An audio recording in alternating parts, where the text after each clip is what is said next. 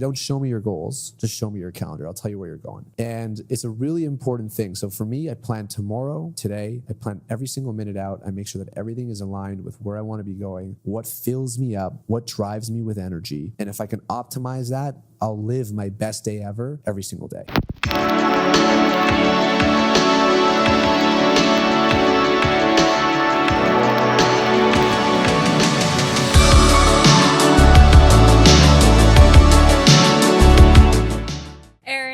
So excited to sit down with you and podcast. I love when I get to sit down with someone who I been a friend for a while. I follow everything you post on social, so I feel like I know you on another level. I feel like you know me too. And I have so much to ask you and go in today, so just thank you for being here. Thank you for having me. I'm excited.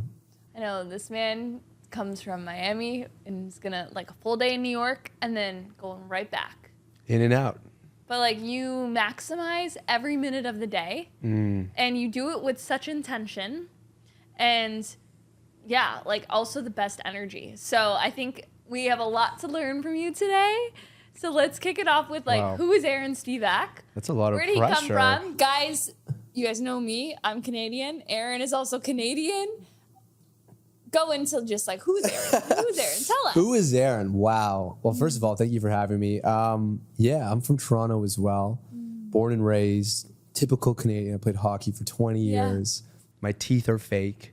I've got scars that I got to cover up. And if I shave too hard, I cut them almost every time. I grew up in a big family, 5 boys to 2 immigrant parents, and really was just caught with that entrepreneurial bug from a young age. I was the lemonade stand, door knocking to shovel your driveway in those, horrible Canadian winters. How much did you charge for that? At the time, $20. Yeah. With the split it, me and a buddy, $10 each, and he would do one side, I would do the other. And I never really understood that it was a business. I just wanted to do things for other people. I wanted to make money. And it was always fun to go to the convenience store and buy a ring pop with my own money.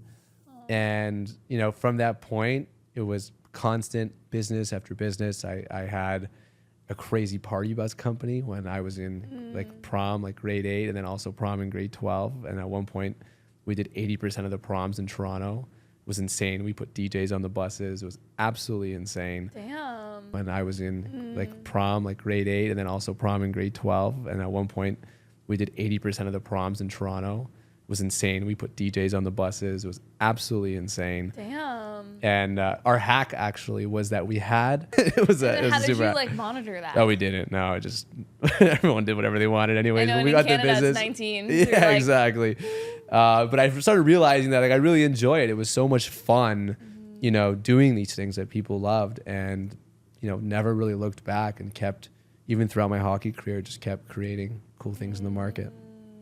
So you touched on it a little bit, your family. Were they very much at a young age, pushing you to do these things or planting seeds? Are your brothers like you? I know your mom is. Your mom's amazing. And I don't even know her. I'm listening to all your podcasts. My parents, growing up, I watched them work so hard. As immigrant parents, they immigrated from Israel with 3 kids under the age of 4. Wow. My younger brother and I were number 4 and 5. They were born in Canada, and my dad drove a truck for 25 years. He'd leave the house every day at 7:30 in the morning, come back at 8 o'clock at night, or try to make our hockey games.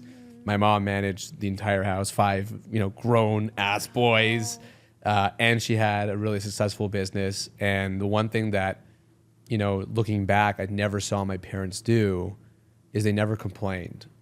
It was just always getting done. If we needed something, it got done. If we needed to go to hockey, it got done. If we needed to go for a trip, if we were short on funds, whatever it was, as a kid, I never got to see any complaining. I just saw work getting done. So nothing was ever, spoken to me, but, the 5 of us, me and my 4 brothers, we were able to watch a no excuse mentality. And all of us, now all of us kind of have different businesses. We have businesses together, and it's probably one of the big reasons why we ended up doing that, that choice, that entrepreneurship, that hustle, is because we got to watch it every day. No, I think that's actions speak louder than words. When you're around that energy, you see it growing up. And it's like, if you lead by example, your kids are going to like pick up on it. And I absolutely love that. Do you think that from a young age then, it's always been ingrained? Because you're a force. Like you, with everything you do, and we'll go into like what you've created and the businesses you have and what you do now. But like you seem like you take action without any fear. Like you just go, go, go. Do you think you've always been like that, or did you develop that muscle over time? You know, I'm a very energetic person. What's your sign? The Capricorn. I'm a Capricorn. My moon is Gemini. Really? My human design. I'm a generator. I'm a pure generator. Okay. Which I just learned what that was, but it makes sense for me. And I, you know, not so book smart. Didn't really finish any school. Didn't university, drop out. You know, and what I always worked for me was my intuition and the way I felt about things. And, you know, what I've realized, you know, people ask me like, what do you do best? Are you a marketer? Are you a business builder, a team builder? And you know, sure, I do a lot of these things, but the one thing I really do is I get excited. And once I get excited about something, that energy becomes very infectious. The whole team feels it. It builds momentum. You know, my mom always says, you know, she's like, sometimes, you know, we have a family business, a juice shop. She's like, you know, just come to the office sometimes. I'm like, I don't really have anything to do there. She's like, no, just walk through the office. You'll just give everybody energy and go home. And like she said to me the first time, I got offended. I was like, really? That's all you think I can do?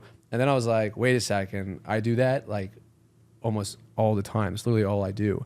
Just by calling people, reconnecting with them, I notice that I love to give energy. And when I get excited about something, I know it's very infectious and people love that. And I love giving it. How do you give it? Oh, I think just by like, I don't know. I'm like a maniac. So I've got like unlimited energy. Like I can do this whole pod standing up. Yeah, and I feel like, similar. you know, if I can get excited about something, not that the energy is infectious, which I think it is, but it's more about when I believe in something so much, so intently, I have so much passion behind what I'm saying, you inevitably start to believe it as well. And then together we get to believe it and we create even more energy. And as a team and an organization and a business, it's so, so vital because, you know, the business, the energy goes up and down, good times and bad times. But with me, it's just like there's energy every day, no matter what. And that can pull people through difficult times. Oh, it's like so much right there because like I just resonate with that so much. And you're on the right podcast because I'm always like, your vibe attracts your tribe. How you like show up to life determines what you get back. I'm very big on that. And like being in PR, I'm always like, yeah, it's either hell yes or hell no for like people I work with. I have to really believe in them because I can sell and close anything. But and when you believe in the product, then game over, like to other people. But this just gets me excited for what I want to go into with like your team, because your team probably just feels unstoppable, and it's probably why you've created Hush Blankets. Right now, though, what's the latest? Because I was listening to you on a podcast, and you said it's now Hush, just Hush. It's Hush, yeah. Hush so Blankets. What is Hush Blankets? Tell us. Yeah, People so who may Hush not know. is a sleep company, and if you're watching this, we started with a weighted blanket back in 2018. We became the world's most popular weighted blanket. We sold in various different countries. We launched a Kickstarter with the world's first cooling weighted blanket because we figured out that everyone was overheating, so we created that product. And that was what year? That was in 2019. You know, you were so early on that because sleep is all the rage right now. Everyone's like, what's my sleep score? Sleep at 68. But like, I think that's this was like before the wearables, you know, new. the tracking. This was just like people suffering from anxiety, stress, insomnia, waking up throughout the night, inability to have deep sleep. So we solved that with the weighted blanket. And then once we took off on Kickstarter, you know, the business went from a, you know, $700,000 business in its first year, which I thought was great. You know, as a 22-year-old, like, wow. To a $10 million business the next year when we introduced the cooling product. And then we realized, wait, we can make everything cooling. So we made sheets, pillows, we made mattresses. Sick. And the business absolutely took off. And then COVID came around the corner, which was advantageous for an e-commerce business that sells bedding. Everyone's at home, stressed, they have anxiety. And then in 2021, we had one of the largest Canadian acquisitions to a company called Sleep Country, which for the Americans maybe like a... yeah. Well, we grew up with it. All the Canadians know the brand. Like, everyone else is like maybe Mattress Firm or something like that, like very similar. And over the last 2 years, you know, we completed the exit. So you know now I sit and help the team, but I'm not the CEO anymore. I'm not running the business anymore. It's a fantastic business, and it's gonna be around for a long time, which is really awesome. It's like your baby going and growing up and into the world. Cool.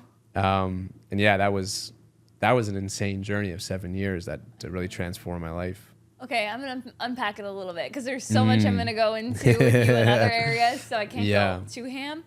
But okay, so you started it when there was no. What was the first product you guys launched? And also, what was the, I guess, like, how did the vision of even entering that kind of space? Like, sometimes people are like, oh, beverage. I don't know. I feel like it was early on, and it's also just like an industry that wasn't tapped yet. Like, what made you be like, this is the industry? And then what was the first product? So when I was 18, I started, a juice company with my family out of the basement of my house. We had, maybe 6 locations by the time I was 21. And I met my co-founder of Hush at the bar.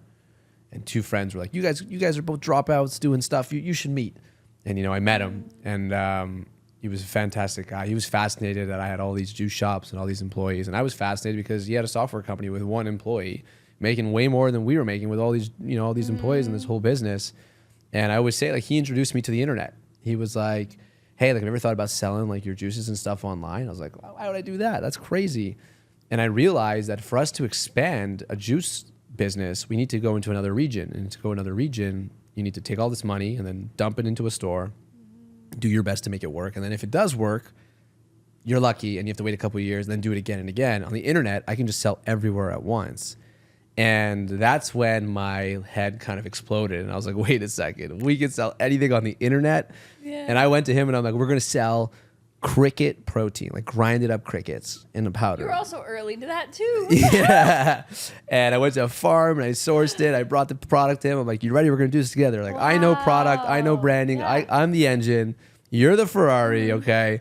Like, you teach me how to do this. And he looked me in the eyes and he's like, Aaron, this is disgusting.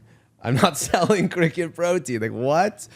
And There's then so many brands. Human Improvement, Crushes. I know. We probably would have done well. And then we go for breakfast one day and he goes, Aaron, I got this idea. I was looking on the internet the other day. And when I was volunteering at a camp for children with like different special needs, they used to have this like stimulation room where the kids would go in either to take a nap or to relax or to having a panic attack, whatever it is. And they'd have these like weighted pads that they just like throw on the kid and like he would relax. They would go to sleep. They would take a nap. He's like, dude, I would go and like hide under these pads. I would stack them up on me and have the best nap. He's like, what if we can make one that was like adult size? And we went online and we looked at and we saw that there was 300,000 people searching for weighted blankets on Google every single month. And we were going to be one of 3 people selling. Oh, wow. So we bought all the competitors. They arrived. I remember I had to max out my credit card because I didn't even have $1,000 in my bank account at the time. And our goal was to return them, hopefully, and get the money back. And they were impossible to wash. They had these beads in them. When you would like turn throughout the night, it would sound like a rain stick was in your room. You would like have half your body covered because they wouldn't cover the full bed. And they were not aesthetically pleasing. They looked horrible on your bed. People would like hide them. They would hide them underneath.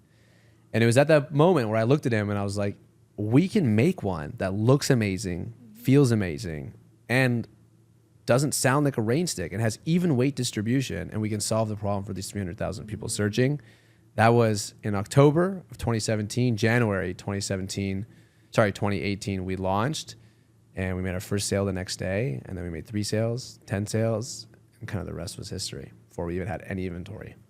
That's insane. And then from there, the product innovation, because you guys didn't, one thing I did pick up is like, you guys didn't go like 100 SKUs. How many SKUs did you guys have? We were very, one thing that we did, we would dedicate time every single night together. So like our schedules were this. I was still running the juice shop. He still had his software business. So we said, listen, from 6 a.m. until 3 o'clock, we're going to do our other businesses. At 4 o'clock, we're going to meet up. 4 to 5, we're going to eat. 6 o'clock, we're going to eat, we're going to work out. At 6 o'clock till midnight, we're going to work on Hush. But we had 1 hour, we would take a 7:30 to 8:30 break, and we called it our learning hour. And we would go and find other entrepreneurs, whether Steve Jobs or Bill Gates, and find stories that we can pull information and inspiration from to apply to our business, because we didn't really know what we were doing. We're still young entrepreneurs. And the one thing we learned from Steve Jobs was that he pulled back. Apple, had 350 SKUs at one point. and they were on the brink of bankruptcy, and he pulled them back to 10 SKUs. And it was, and I forget, I think they ended up, they obviously became Apple, and it was huge. And that lesson for us was we were not going to go wide. We were going to drive home that we had the best 3 SKUs in the industry. And it took us a full year until we launched the cooling weighted blanket to even expand. It was probably the best decision we ever made, because a lot of the companies in the space made all these different weights and sizes and stuff, and they ended up just dying and drowning in inventory. Wow. I feel like that takes a lot of like wisdom and also like confidence to execute like that, especially like being in my space, and I particularly like work with a lot of CPG brands, and I go to like the Air Ones of the world. There's like so many products, and you see a brand that does well, and then they literally do every product under the sun in like the wellness category. And I mean like some do it and they crush, but like I also feel like for smaller businesses, that's not like the way to build either. There's so many things I know that like you can like deliver. So what are the 3 to 5 things you attribute like the most growth towards? Like 3 to 5 efforts that you guys applied in Hush that attributed to the most growth, because you guys grew so quickly. The most important thing we did was we eliminated the amount of guessing we had. So a lot of brands are just guessing, right? They're looking at trends and buying these apps and trying to get all this information. We went directly to our customer. Genius. Right? So our first summer, we started in January, which is freezing in Canada. Our first summer, it's 30 degrees. What is that? 80 something in Fahrenheit. It's hot. We went from like 20, 30 sales to literally 0 sales. Some days like 1, a couple sales here and there. It got so bad we were going to close the business. And instead of doing so, I said, you know what? We're going to call. We had about 2,000 customers at the time. I said, we're going to call every single customer who will pick up and answer. And we'll ask them like, what's going on? Why wouldn't you buy the product right now? Are you using it? Any issues? Every single person said the same thing to us. They're like, Aaron, we love it. It's great, but we're sweating in places that we've never sweat before. It's nasty. I wake up, like my bed is gross, et cetera, et cetera. Great product, not for the summer. I'll bring it back out in the winter. And it was like a light bulb moment for us, because we're like, well, this is probably true for the entire industry. And at the time, we had 70,000 active competitors trying to sell weighted blankets because it was a growing trend. And we went and we developed a fabric that keeps you cold all throughout the night. We trademarked it as the iced fabric. It was a special weave. We included bamboo. It was a really fantastic product. We couldn't afford buying that much yardage at one time, so we took to Kickstarter. And we had a top 10 Canadian Kickstarter of all time. We raised $1.5 million. And the product just went absolutely parabolic. It was, the worldwide best-selling weighted blanket. And then we created sheets out of that product. We created pillows. And still today, our sheets, our ice cooling sheets, we've further developed the fabric to be even better. Is the most reviewed sheet in Canada by a mile. That's insane. Yeah. And 70% of people that use that sheet within 30 days will buy a second sheet. Why? Because they probably wash their sheets at least once every 30 days. And when it's in the wash, they realize that they want a second pair because they don't want to go back to that old pair. Yeah. So they'll buy another one. And it's really amazing to see how that innovation, when you have that perfect fit, when the product is so good, it matches what you sell it for, and the price and everything is just amazing, that product market fit, how sticky it is. And then the entire business is built around that fabric now. Wow. That's insane. How is the team growth, or what are your best pieces of advice for hiring an amazing team, or even leadership advice? Because I know that's something big that you touched on is how to lead effectively. Yeah, the most important thing to consider when hiring is there's really 3 types of hires. One is, the best one, it's hiring an A player. You hire an A player, but they do massive things for your business, but they're super expensive and they're hard to find. So those are 2 things, and that shies, that's hard for people, especially when you're a young up and coming brand. Very difficult to get A players unless you give them a chunk of your business or whatever.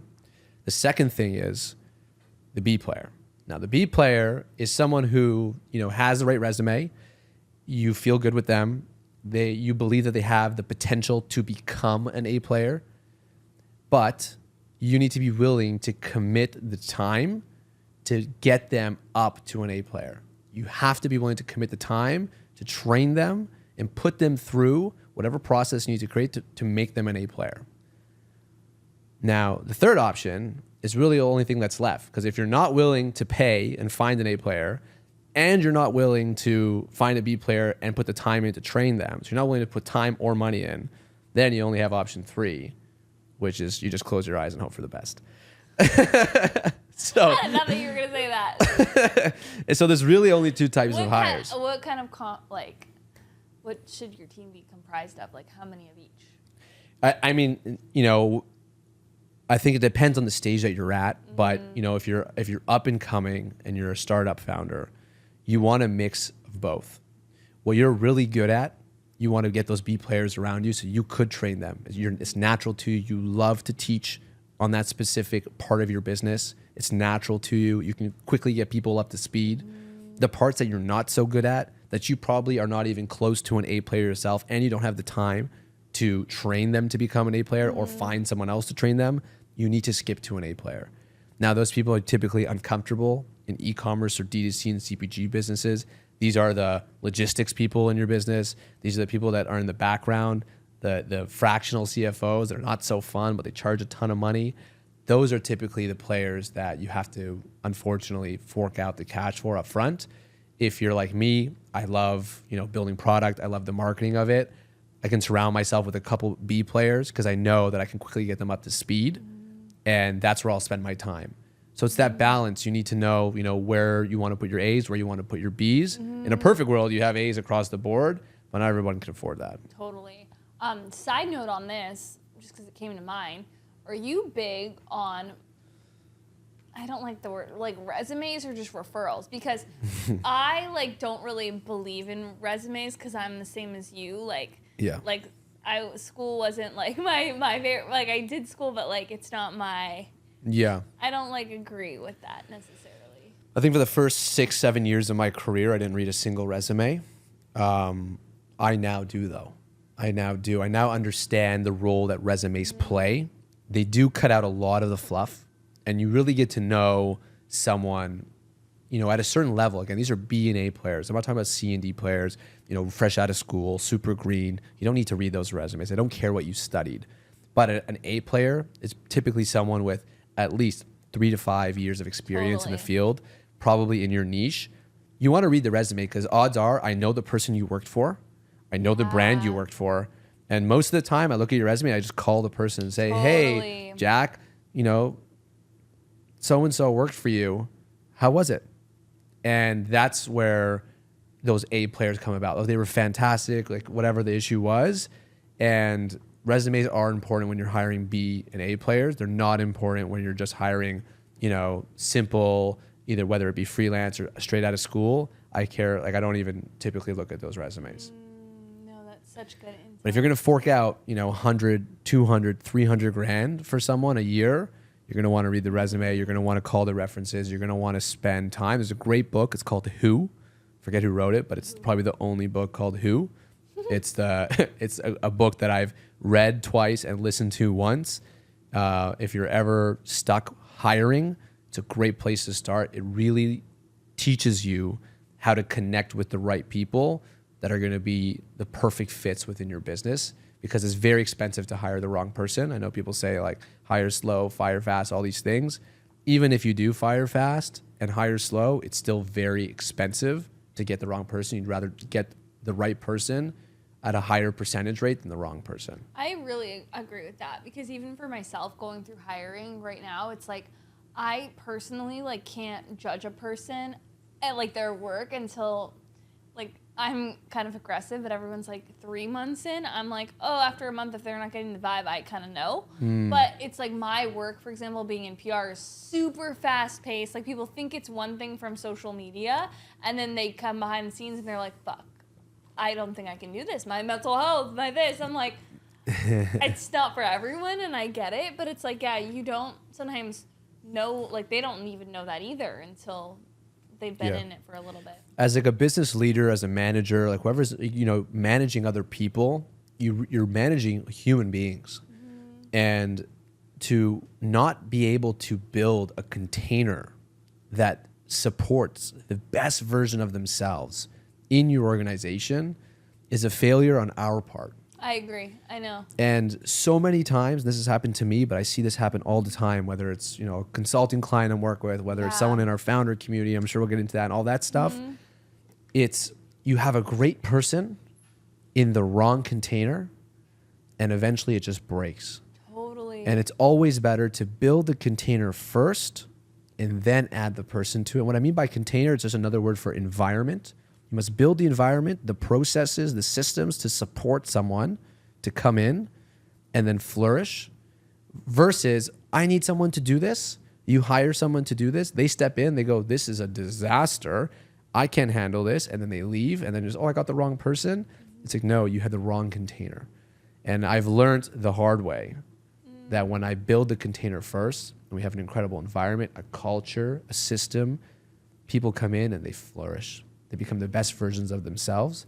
And if I can help you become the best version of yourself in my business, I know my business will benefit because of that. And some people come in the other way. They bring you into the business and they say, okay, how can you benefit my business? I go completely 360 on that. You come into the business and I go, what can I do for you so that you live and be the best version of yourself within my container so that we can help each other? And if there's 20 of us, 15 of us, at Hush at one point, I think we had 50 of us, we had a warehouse, like all this action. It was a challenge to make sure that we were all being the best version of ourselves, or at least trying to be. And that's what helped us go, from zero to $48 million a year in literally less than 4 years. And a lot of us were young and green and B players, not many A players. And the only reason we were able to do that is because we had such a strong container. Be careful, everyone listening to this is going to be like, Aaron, I want to work for you. How can I work for you? Join us. I know. Well, okay, I have so much to go in with you on like minds and all of that. But I want to talk about, just because we're on this topic of branding and everything, your focus is now, correct me if I'm wrong, are consulting with a lot of just various brands, investing. You've invested in a lot of companies, and then you also have Founders Club, which we'll get into on its own thing. Yeah. But on the brand side, am I correct? Like, focus on those two? Yeah, I mean, I am obsessed with health and wellness. Trends come about. I own a juice shop. We used to sell juice cleanses. Now it's different. But regardless of the modality, I don't care because health and wellness isn't going anywhere. Yeah, so those are the types of brands that you work with? Yeah, I love working within that space. I've invested in Culture, which is a cold tub company. I've invested in the Othership, which is like a social wellness sauna club, which is fantastic out of Toronto. I've invested in some software companies that support. So I'm definitely in it. One of my investment strategies, though, because if some people see this, they might be like, oh, come invest in my business, is I only invest in things that I can personally help. I made the mistake early in my career investing in things like just like putting money in things and like praying that it works out. If I don't feel it, if I can't get excited about it, and I can't feel like I can actually help them, whether it be talking to them once a month, once a week, whatever the needs are, then I probably won't get involved because, if I wanted to gamble, I'd probably just go to the casino or something, Yeah. What excites you? Like, what types of brands? What do you look for in brands? What trends are exciting you? Clearly, you're super passionate. If you're following Aaron, like, you're really passionate about contrast therapy, the whole, like, biohacking, if you will. Yeah. Like, what is exciting you? What gaps are you seeing? What are you future forecasting even for the wellness space? I think at the end of the day, like, if you zoom out and look at social wellness in general, you see a lot of things popping up, whether it's things like Othership or bathhouses or, there's all these different concepts coming out. But if you dial it back to even the simpler things, like a run club, run clubs are everywhere. I went to one in Miami. I think it was like the Brickell one. There must have been 2,000 people running. That's like what's it called? The Cadence Represent? I don't even know. There's so many. Yeah. And at least the few that I've been to, it's basically a glorified dating club. Oh, I guess if they're mixed, with male and female. Yeah, they're definitely mixed. It's just another form of matchmaking. And what they really are becoming is another way for people, the social side, to get to know each other, to meet like-minded individuals. And unfortunately, our culture, specifically like our generation, the way we've met people is you go to a bar, you grab a drink, or you go to a party, you drink, you go out, you drink, or you do other stuff. And none of that is healthy.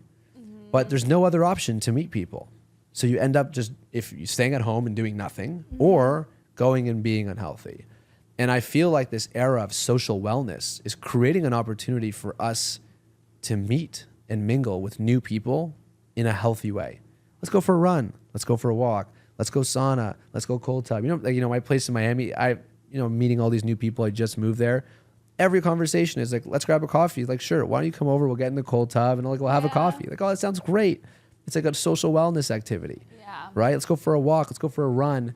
And I feel like that is not only a trend, but it's what we want. We want to be able to hang out in cool environments that are not drinking. And Other Ship's a great example of that. And the cold tubbing and the saunas and the run clubs are all fantastic examples of what we really want. It's just connection. Boom. I also feel like that whenever I go to a run club, I think it's like anything fitness for me, I think it's an equalizer. Like, I think the people who I get, and I'm the same way, like, I don't like alcohol. I'd rather do that. Like, when I, like, go to bathhouse, especially in New York, I feel like people love to, they, like, because people walk everywhere, like, there's less, like, friction. Like, in LA, no one will question it, I find, like, when I don't drink. But here, people are like, what's your excuse kind of vibe. But I feel like when you do activities like that, the bonds I create with the person and the vulnerability, like the way we connect, it's such a better connection. Like, I feel like I know them better. We bonded. We did something hard together. We were also feeling so good because it's like a cup of coffee on steroids, a cold plunge, Definitely. So I just really agree. What kind of brands or even, I know because we don't want people to like harass you, but like, what do you think investors look for when it comes to, investing in a brand? For me, it's 90% of it is just the founder. Yeah. I love founders. I think founders are the coolest people in the world. Not because I am one, but I think it's, the one choice of life. Yeah. To take all the risk, get zero credit, get paid last. Statistically, not get paid at all. So a lot of people take money from people in their life. There's a lot of pressure when you take money from other people. You have this idea. No one believes in it. Like, this is really tough. You have haters, people coming after you. You have competition. Then you document the journey and people are like, he's a narcissist. Even worse. Yeah. And then you can't even be proud of yourself when you win things. It's the most difficult and lonely choice to take in this career of life. And when I dropped out of school, I had two options: work at Walmart or hot dog stand outside the Scotiabank Arena. That was the only two things because it wasn't cool. Now, entrepreneurship, it feels kind of cool. It's right? so cool, yeah. It's like a cool thing. I'm a founder. Yeah, what are you up to, But regardless of whether it's cool or not and whether it's authentically you or not, it's still extremely lonely, scary, and takes a crazy amount of vulnerability to put your name and reputation on something and have in the back of your mind knowing statistically it won't work out. And to me, one of my life goals, especially now, is to create that container, that environment for founders to not feel lonely, to not feel like they're alone, to have other people rooting for them, to be surrounded by like-minded individuals who also want it all out of life. What do we want as founders? We just want it all. We want to have fun. You can have it all. You could have it all. And statistically, it's easier for you to have it all when everyone around you also wants to have it all. Yeah. I also feel like when you are operating from that like state, you attract people like that state. Like, I naturally like repel people who are low vibe. And I feel like as I up level as a human, naturally I'm just meeting such incredible people, and it doesn't even surprise me anymore. I think you know where I'm going next, like with the Founders Club. Yeah. Is that like why you created it? Is essentially like Founders Club, community?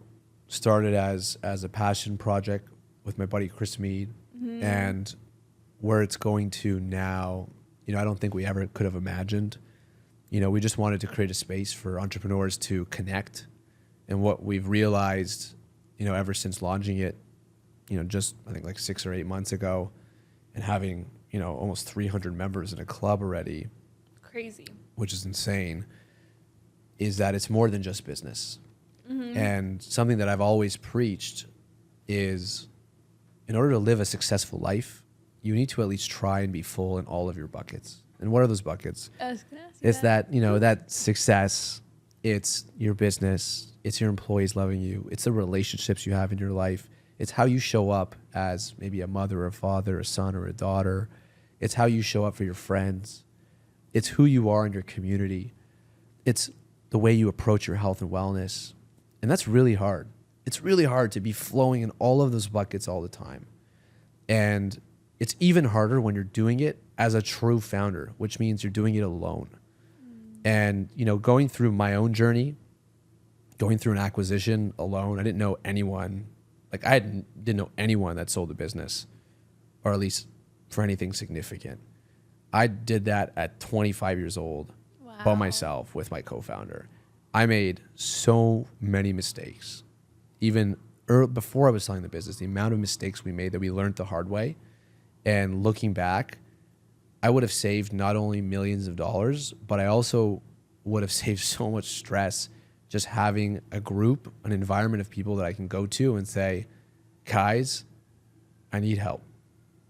And that's really what we're creating at the Founders Club. As a founder, to be full in all of your buckets, it's hard to just do alone. And a lot of founders are also approaching entrepreneurship very young now. A lot of our founders, 25, 35 years old, figuring it out, first or second time founders. And what we're noticing is very much like the book Atomic Habits by James Clear. Yeah. If you read it, it's a fantastic book. And there's that one segment of the book, and I'm going to butcher this, but there's that one segment where he talks about the American soldiers in Vietnam. Familiar with it? And they developed an addiction to heroin. And I forget the exact percentages, but a massive percentage of them, when they came back home to America, back to their regular lives, actually completely dropped their addiction, which is like extremely hard to do. People go to rehab facilities and then they come back, they relapse. They did not relapse. And the one biggest difference between what they were doing in Vietnam versus at home was the environment changed. At home, there was no one doing heroin. There was not easily accessible all around them. So their environment changed. They became a product of their environment. So it's like, how can we create an environment where it's founders who are reaching to be full in all buckets of life? They want it all out of life. How can we help them from a health and wellness perspective, from a business perspective, from a relationship perspective? Right now we have a whole segment, we have a whole retreat planned in October, all around exploring masculine and feminine relationships in our life. Where is that? In Miami. You got to come. You have to come. When is it? Sorry. No, it's like September 28th. I want to come. You have to come. That's so interesting. It's absolutely fantastic. And, one thing we take a lot of pride in is how well our male-female split is. A lot of, again, another thing, a lot of founder communities out there are just male, tech bros and stuff like that. We take a lot of pride in our diversity. I saw you post about that like yesterday or today. Yeah, we take a lot of pride in it because it's hard to create a container that facilitates an environment for everyone. So we take a lot of pride in that. And we do a lot of in-person workshops, events for members, and we're trying to activate every month. So we just did one last month in Miami. We're doing another one. The last one was amazing. It was absolutely amazing. We did it at Ann Malum's house. Yeah, I saw and all Brett. those. It was amazing. It's amazing. Yeah. What are your biggest tips for growing a community like you have? You have hundreds and hundreds of founders. I went to one of the dinners last time I was in New York, packed with so many incredible founders. Like, you were like, no more, you guys, stop with it. 100% Because you guys have wait list. so many people. Like, what are your tips for and like quality people? Because I do these events and I'm like the same. I love to do the same thing. Fill it with quality, amazing people. The truth is I actually don't know. I'm learning. This is such a new business for me. When it comes to like selling online, D2C, CPG, we were in 7,000 doors. You have a product, I can tell you in 5 seconds how you can sell that thing.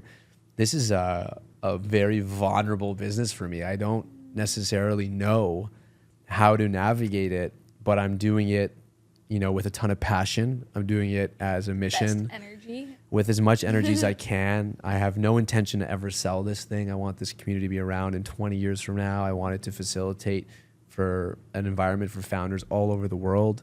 I'm in no rush, you know, and what I know for sure is if we can create the container for founders to explore whatever season of being a founder they're in, because there is seasons.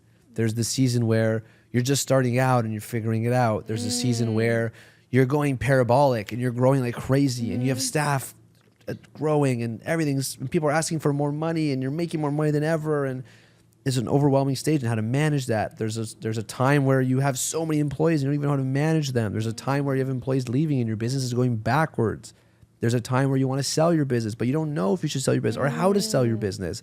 There's a time where you're so focused on your business, you forgot about everything else in your life, and your hair's falling out like it did for me. You're underweight, you're unhealthy, your friends don't talk to you anymore because you can't maintain a relationship.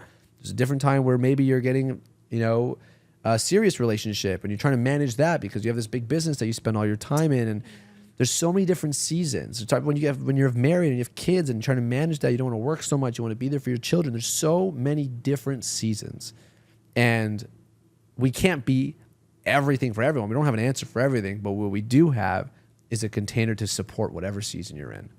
Because the modalities, the buckets are always going to be there. You're going to always want to be the best founder. You're going to always want to be the best boss. You're going to always want to be the best partner, husband, wife, son, daughter, friend. You're going to always want to show up with integrity. You're always going to want to be healthy. Those are never going to change. You're always going to want to look and feel your best. So as long as we can create the environment, regardless of what you're going through as a founder, you know, within the club, you can at least have a community to support you. I love that. Powerful. That's When we get to the plugs, people are going to be like, where can I sign up? Where can I be a part of this? Yeah. Okay. So one thing about you that I really love following along is how you attack the day. Because I'm very big on this because I think we have one life and it's up to us to make it our most abundant, fulfilling life, and it's all on our responsibility. And I treat entrepreneurship truly like a sport. I will eat a certain way, I like to sleep a certain way, work out a certain way, and I say, when people in the gym are like, why are you so crazy? Or with my diet, why are you so crazy? I'm like, because entrepreneurship is a sport. And when I come to New York especially, I'm here for a little amount of time and I have so many meetings, so I'm like, this is the time where why the hell would I go get, I'm not, why the hell would I eat like this because I'm here? Because well, you can say when it. I have to Eat show what? up the You most. can say it. My best. What would you not eat? Oh, like I don't know if I wanted to get like pizza, right? Like I love pizza, but I can't eat it because it will make me feel like sick and it makes me feel terrible. Right. And like actually, it's because like I can't. So every time I come to New York, people are always like, oh, the food. I'm like, whenever I come here, I eat the most basic shit because I try to eat whatever is gonna make me just show up the best I can mimic home, you know? So I feel my best. And I'm like really, I approach life like that. And some people are like, oh, it's too disciplined, it's too crazy. But, you know, it's where I need to be right now because I can't have room for error. And I look at you and I know I follow along your stories and you share a lot about your day to day. And I respect it so much. Oh, I appreciate that. So I would love for you to go in on it. And so let's start with even how you schedule out your day and plan for the next day. I think there's seasons for it. And it's the simplest thing to do. It takes 10 or 15 minutes, but nobody does it. Well, some people do, but it's not a common thing. And what it means is every single night at the end of my day, and I will include some stakeholders. People don't like it. So if I have my managers or people on my team, or if it's content, or if it's admissions, if whatever needs to be involved, I'll FaceTime them sometimes 9 o'clock, 10 o'clock at night. And I say, cool, we got 10 minutes here. Okay. And we go through the day and I say, okay, this is what tomorrow looks like. Yeah. What do we need to get done tomorrow? What is the most important? And I plug in my personal stuff. I need to get a workout in. If there's travel, if there's commute, if there's family, everything is slotted on there. Every single minute from the minute I wake up to when I go to bed is planned. And no matter how you navigate your life, it needs to all match up. So one thing I always say to people is, tell me your goals. And they say their goals. I'm like, great. Now show me your calendar. And they get like, but you said you wanted to hit all these goals? You know, and it can be any type of goal, not just business. Oh, I want to run a marathon. Awesome. Show me your calendar. Well, you're not running. Oh yeah, no, I'm gonna start running soon. Well, the marathon's in 4 months. Are you sure you're probably not gonna do this marathon? Oh, okay. Oh, I want to get into X amount of stores. Awesome. Show me your calendar. You're not cool. You're not outreaching anybody. You're not talking to anyone at these stores. How are you gonna even get these meetings with all these stores that you want to get into? Oh, well, I'll get they don't match up. So I always say, don't show me your goals. Just show me your calendar. I'll tell you where you're going. And it's a big thing to look at that, because sometimes you take a peek at your calendar and you're like, this isn't what I want to be doing. How did this get on my calendar? And it's a really important thing. So for me, I plan tomorrow, today. I plan every single minute out. I make sure that everything is aligned with where I want to be going, what fills me up, what drives me with energy. And if I can optimize that, I'll live my best day ever every single day. And otherwise, I always say this, if you leave room on your calendar, some bullshit's going to fill it. How's your calendar look? It's dialed. I don't know where my phone's over there. It's dialed. Yeah. Like, what is the snapshot? Like, morning routine, is it blocked So off? I used to, like when I first started this modality, I would literally like schedule my showers. I don't believe you need to do that. Do you schedule when you eat? Yay! Yay! I used to schedule like when I ate and all that stuff. But I know like traveling's tough, so you don't. Do yeah, it. Like, so like do a I typical don't day. like, for example, like here I'll just do like, for example, When I'm in New yesterday. York- oh yeah. It's all my meetings. And what I'll do is I'll also create like a deep work time. So you typically from 9 till about noon every single day, I don't allow anyone to get on my calendar. And then is prior to that like wake up morning routine? Yeah. So I won't typically have that on my calendar, but like I wake up at the same time every day. I do the same routine every day. I get up between 7:30 and 8. I have a rule I'm out of my bed by 8. And right away I have a 20-minute routine. I have like these red light panels. I just like turn on the red light panels. I sit there. I do a 10-minute Wim Hof, just like super simple, 3 holds. Fantastic. And then the next 10 minutes, I'll either read or journal. And then like, if I'm feeling it, I'll jump in the cold plunge. I got a nice cold chair at home and I just jump into it. And I'll do that pretty much every day. So it's about 20 to 30 minutes every single day. 9 a.m. work. And then 8:30 coffee, and then get right into work. And then from basically 9 till 12.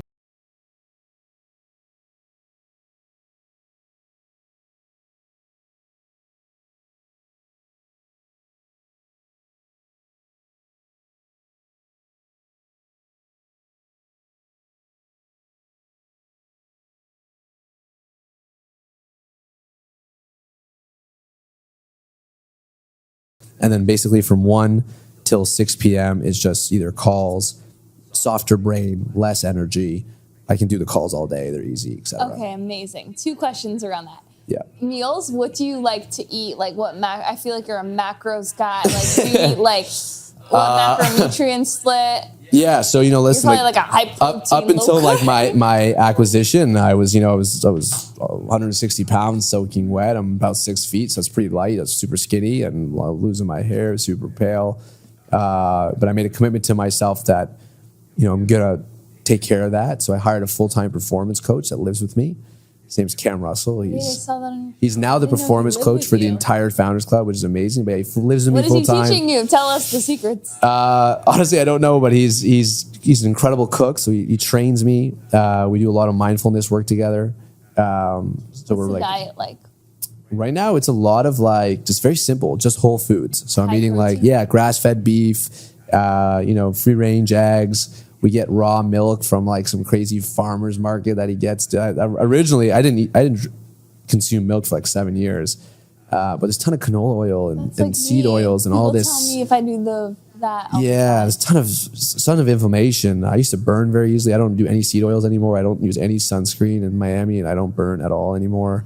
So it's really changed my life. Now I know that not everyone can have a performance coach living in their house. Like this guy is like a Navy SEAL. Like wakes me up every morning. Like we're very dialed. We work out every single day together. Wakes me up every morning. Like we're very dialed. We work out every single day together. Like what kind of workouts? So we work out every day. We sweat every day, but we only lift 3 times a week.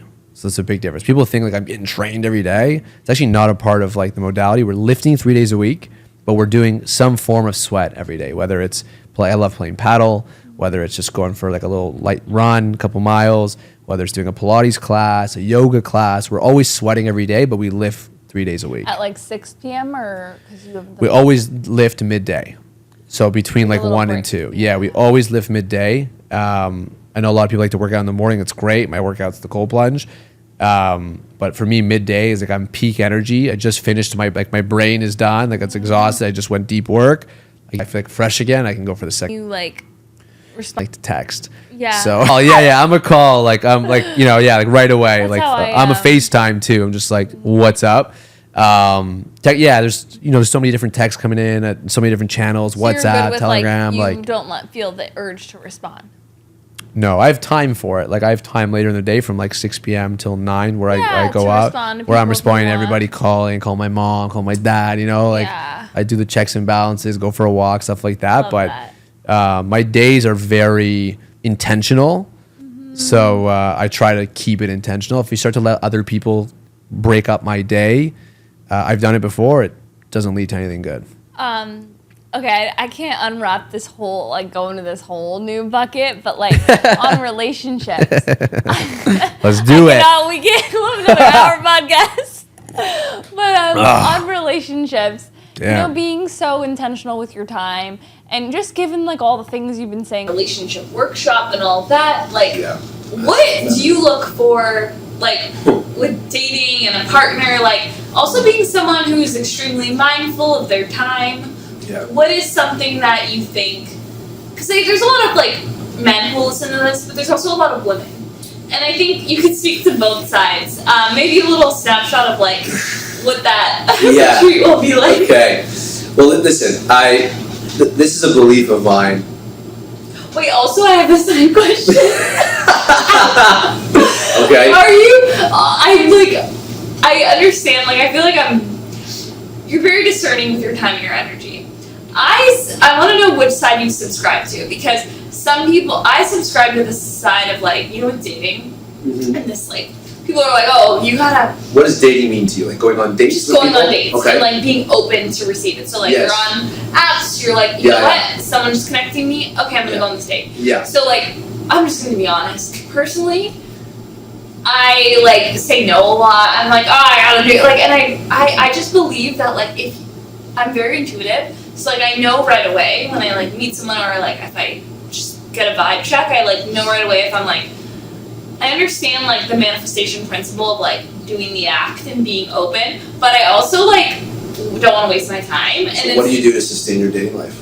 No, like I'm just more intentional in that. Oh, so, like, you must feel it first. So like if I'm like, okay, there's like 5 people here who want to go on a date, I'm gonna choose the one who I wouldn't go for all of it, because some people, at least like a lot of females, they'll that I talk to, they'll do all 5 even though they know it's not a hit with some of them, because like is that then why are they doing it, do you think? Because it's all about like, you gotta practice? be open. No, you gotta You be never know. open. You never know. No, it's like almost just like, okay, I guess a smaller like, but if you know yourself, if you're a self-aware person, you kind of like can flutter a little bit more through the BS. Like, what do you subscribe to, and what do you suggest? Because founders are busy.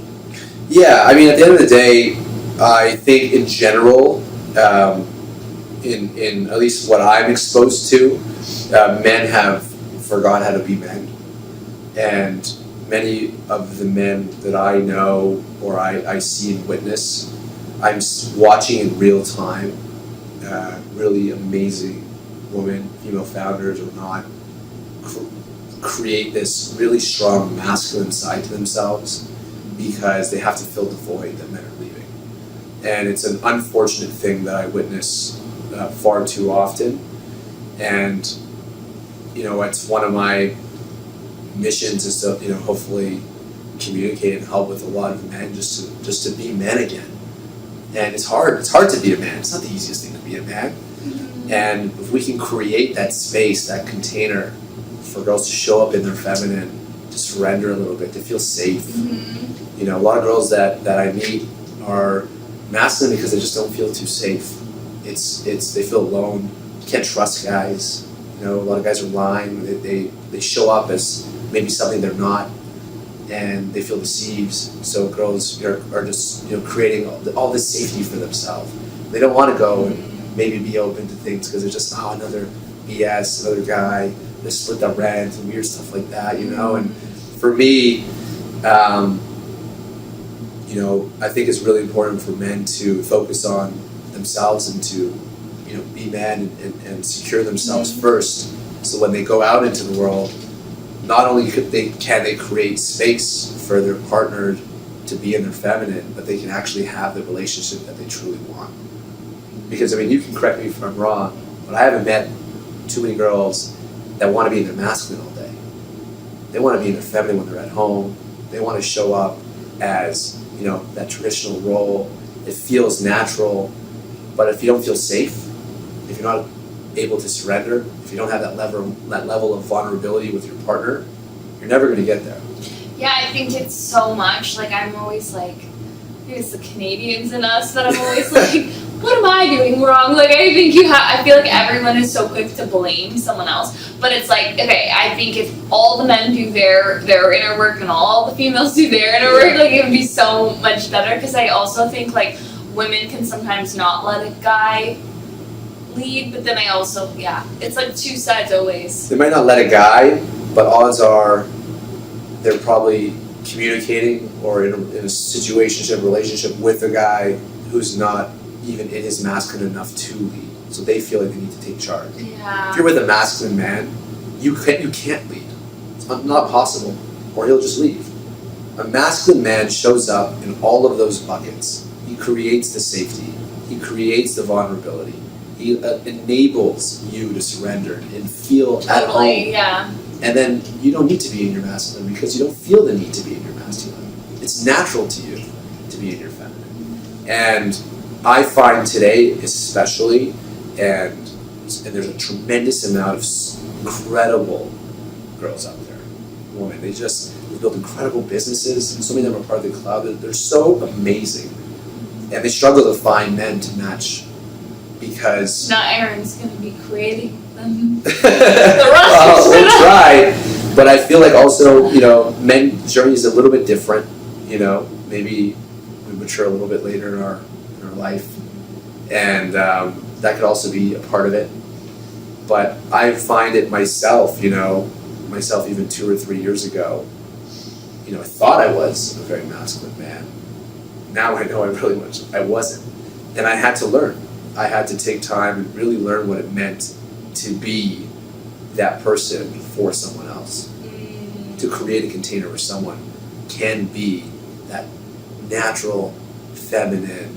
But that doesn't mean you're not you don't have a business, you're not a boss lady, but in our relationship, in our home, we can surrender to those roles. Totally. And I feel like that duality doesn't really exist right now for a lot of people in a lot of relationships, and it makes dating really difficult. So for me, in terms of dating, I feel like if there's a vibe, if you want to meet people, I think it's all good. But to find someone that you can quote unquote spend the rest of your life with, you need to have, first of all, you both have to be willing to do the work, because relationships are difficult and they're challenging, and if you're not fully committed to them, they'll eventually fall apart. It's people find you just started a date, it's no, you got to date that person every single day, and it's a lot of work. You have to choose them every day. Every single day. It never ends, because today's a good day, tomorrow will be a bad day if you give up on it. And most people, after the honeymoon phase, it starts to, you go out less, you have less dates, you have less sex, all those things start to go down the drain, and that's typically when things start to fall apart. You have resentment. So relationships, knowing they're not easy, you must have the basics together, the dynamics, the values, that you can step into that container and say, okay, we know it's going to be hard, but we're both on the exact same page, we both want the same thing, so at least we can work together to be on the same page for the next 50, 100 years of our life. But it's so hard in today's world because people are on the apps, they're dating, they're speed dating, 5 dates at once, they're talking to 5 different people at once, which is not necessarily a bad thing, but it's hard to really see who you truly have a connection with on a deeper level, not just okay, I think you're hot, you think I'm hot, maybe we can get a drink. It's no, how do we get to the point where we can put our values on the table, see what I want, see what you want, and see if we can create the container for ourselves. And that's a tough spot for a lot of people to get to. But it's a beautiful spot when you do. It's a beautiful spot when you do. It's worth doing the work for, I think. Yeah, I think it's you know, one of the beautiful things in life, at least in my opinion, is to start a family. But you know, I was very fortunate. You know, my parents just celebrated their 42nd wedding anniversary. Wow. You know, they went through so many seasons of their life together. You know, and they've got to see so many different versions of themselves. But it's an example of choosing the other person through every single one of those seasons. Yeah. You know, It's through the so ups, beautiful. downs, to the family, grandkids now, to Yeah. sports and kids, and do all the difficulties, sickness, health. You choose them through everything. But the one thing they've always had together is they have the exact same values. My parents always put the family first, they put the kids first. And it's something that no matter how difficult things got, they both knew what it boiled down to. And I feel like if you can find someone, you know, and for example, my mom was more successful than my dad, way more successful than my dad. But if you were to step into my home, you would never know that because they're both in their traditional, my mom takes care of the home, she takes care of absolutely everything. My dad, you know, worked really hard, my mom was just incredible at business. And didn't matter who made the money, they were both in their masculine and feminine and it worked for, you know, it's still working for a long time. That's so beautiful. Mm-hmm. I've interviewed like a lot of different founders and like some founders who have this just beautiful partnership with their significant other. It is They so work together? Ish, yeah, I guess. That's Like hard. they have like businesses together, but then some of them don't. But they're like both entrepreneurs and founders, so there's naturally overlap.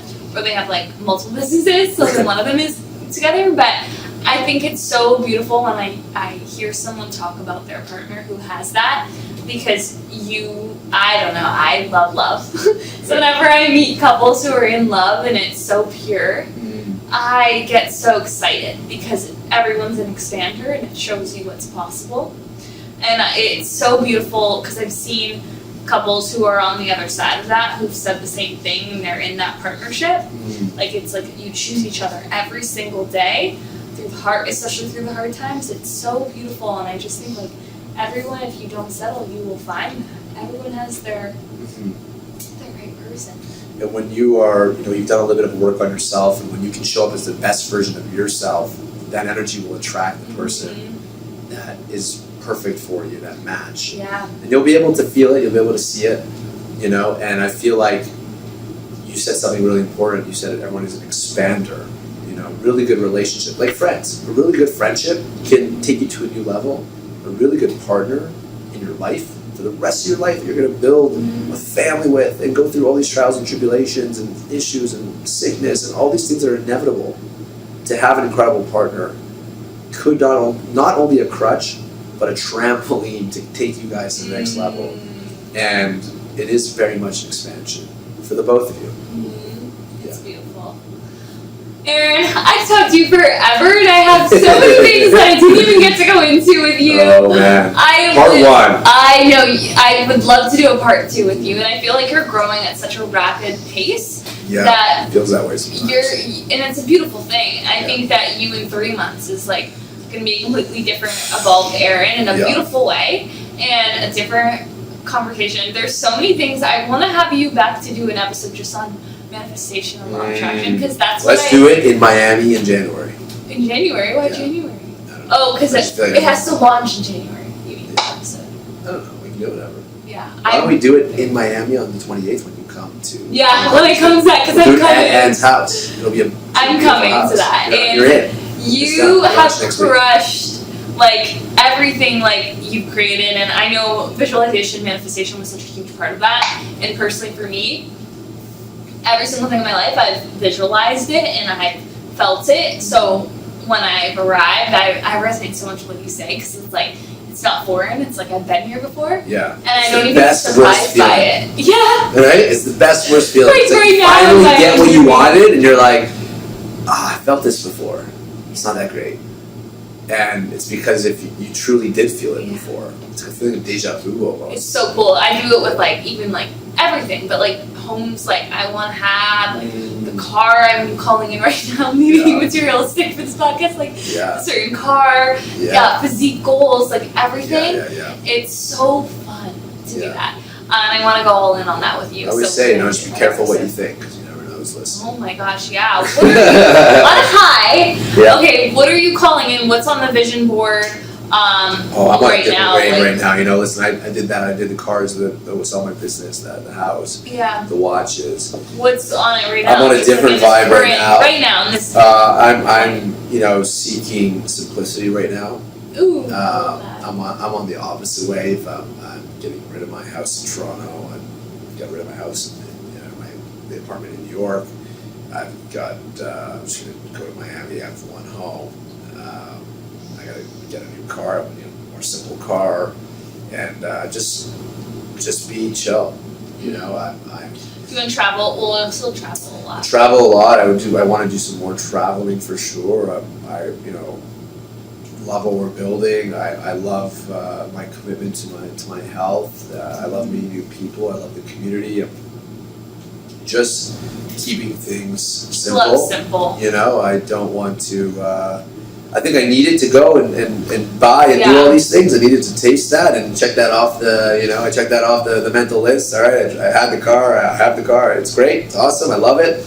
But I'm very clear on what makes me happy. I love hanging out with cool people. I love supporting people. I love watching other people's win. I was telling someone literally just before this.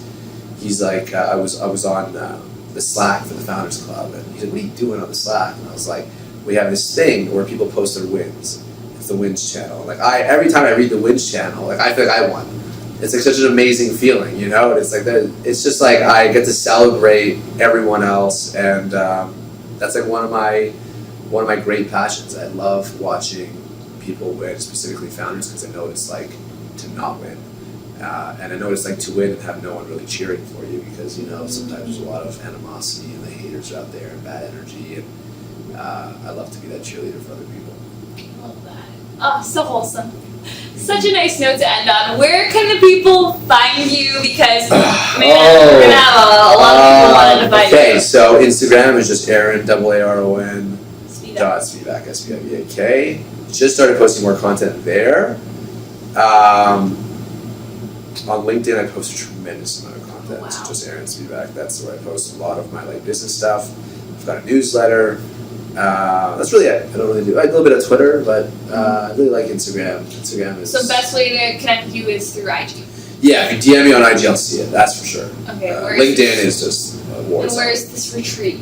Is it open for people to come? Yeah. So the way we do it is. Or future ones. They're all exclusive to they're all exclusive to the Founders Club. But if we end up having a couple extra spots, we'll open it up to the public.